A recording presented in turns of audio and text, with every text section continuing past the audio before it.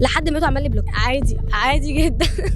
مره كنت في تصوير، هو حرفيا كان سفر، كنت رايحه بعمل موديل براند لبس، كان على طريق السخنه، والمفروض ان انا كنت هاخد 1000 جنيه في هم كانوا تقريبا 3 ساعات، كنت برضه ساعتها لسه بادئه فقلت عادي يعني، وبالمره بعمل داتا ليا. هو حرفيا اول ما دخلت اللوكيشن لبست وخلصت وصوريني، وكان كل ما يقول لي اوه تحفه، ايوه كملي اعملي كده. المهم بعد ما خلصت وروحنا، هو قال لي ايه هنصور يومين، فانا بعد ما صورت يجي 5 ست كارت اتحرق. لا مش كارت حلقه، وانا بعد ما رحت واتصورت وكل حاجه وكله تمام، عدى كذا وقت وانا كل ما ابعت له اقول له يا ابني فين الصور، يقول لي لسه بعمل لها ايديت، اصلي مش عارفه الفوتوغرافر عنده فرح، اصل ده فرح الفوتوغرافر ولازم يعملوا ايديت وحوارات كده. فانا لما لقيت الوقت اتاخر جدا، كل مره اقول له بعت الصور مش راضي يبعتها، لحد ما لقيته عمل لي بلوك. انا قلت ايه عادي عادي جدا.